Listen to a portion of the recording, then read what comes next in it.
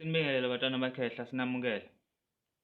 Umkhulu nogada lo bafowethu njengoba ngenza le video angeneme kunomuntu ofike wakhuluma into engayinhle kahle lapha kwi-channel yami. I-channel yami le ikhandwe yimina ngey'zathu ey'thile. Uma kuzoqhamuka umuntu oyinyanga thizeni azozama ukuthi icilela phansi igama lami noma isithunzi sami, leyo nto ayizukusebenzela mkhulu.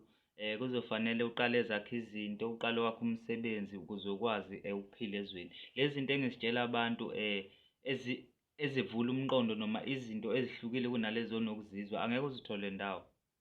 Angeke uzithole ndawo, hhayi ngoba nakho kuwukuthi angiyona inyanga ngokwanele, kuwukuthi angizona lezi inyanga ozaziyo lezi ezihambe ziqhakambisa ubunyanga ngamabhayi nangobuhlalu nangani lezi zinto enizaziyo. Mina ngiyinyanga mkhulu ngokuphelele, yebo leyo nto leyo.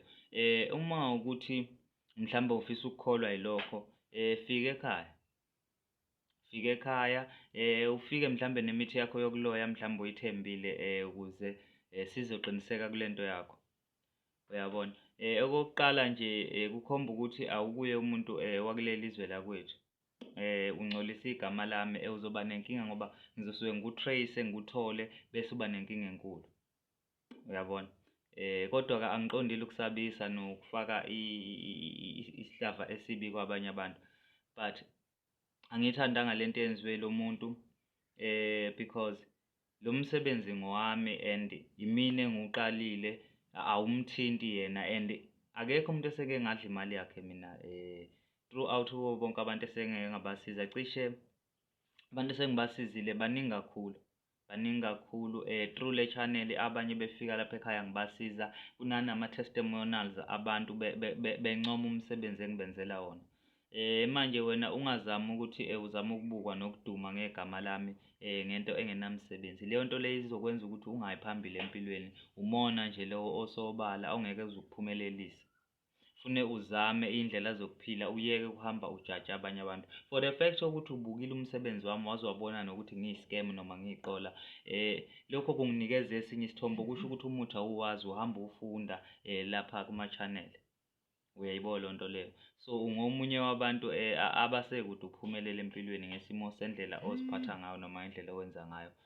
Mina ubunyanga bami akudingeki ukuthi bukhonfeme uwena noma bugcwalisekiswe uwena ukuthi ngiyinyanga. Kodwa uma uzongikhuluma kabi kubantu, leyo nto leyo izokwenza ukuthi ngikulandelele futhi ngikuthole ukuthi ubani. Uyayibona leyo nto leyo. Kodwa-ke asikho lapho ngani zakwethu. Ngizoqhubeka ngifundise abantu umuthi. Abantu bengadidwa ukuthi ngiba umuntu ophumayo kulesi sihloko somuthi. Ngizama ukuqala silungise indaba yomqondo kumuntu kahle kahle, hhayi ukuthi kunenkinga ekhona. Ubunyanga nje buphelele mkhulu, abushodi indawo. Kodwa-ke uma ufuna ukubona noma ufuna ukubuzwa, sondela ekhehla lami ungasabi. Sondela nje mkhulu sizwe ebunyangeni lapho ukuthi kuhamba kanjani. Sondela lapha ebunyangeni mkhulu-ke sizwe kuwe kahle ukuthi kuhamba kanjani. Noma singalandela kahle nawe uney'khwanyanyana zakho cishe ezingakusebenzeli ezingakusizi. Manje uzama ukuhamba ugaxela yonke indawo, uzama ukuhamba uzenza umuntu. Ungayenzi leyo nto mfowakakithi. Uthiwe ubani, uPhalosi bani, Nkosi bani, Musa kanjani njani? Anginaso isikhathi sakho bhuti, anginaso nje isikhathi sakho khehla. Phuma nje ey'ntweni zami, ngiyakucela nje khehla. Sengenzela nomunye umuntu ozoba nomqondo wokuthi angcolise igama lami ngenhloso yokuthi azibeke kahle yena. Ngiyakucela lokho ngani zakwethu ningakwenzi. Ningadidwa umusa wami, ningadidwa indlela engenza ngayo izinto. Leyo nto leyo iyoseqhatha isikhathi eside, iyoseqhatha isikhathi eside. Kanti ukwenza kwami kanjena hhayi ngoba nakho ngesaba ngoba ungibona ngiwumuntu ongathi unomsanyana, mhlawumbe ngumuntu ohlale ebheke phansi. Leyo nto izosiqhatha kakhulu mkhulu, izokunikeza inkinga futhi angizokusabisa ngomuthi mina.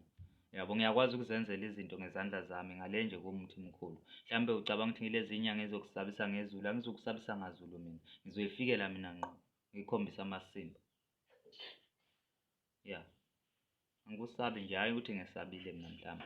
Yebo leyo nto leyo. Lo msebenzi ungowami, uqalwe yimina ngey'zathu zami. Lo msebenzi uqondene nami, lo msebenzi ukuthi nina seniwumoshe kangakanani umsebenzi wobunyanga, lokho akusho ukuthi kufanele umoshe igama lami lokhuzana. Ya, ngiyayivala le video la.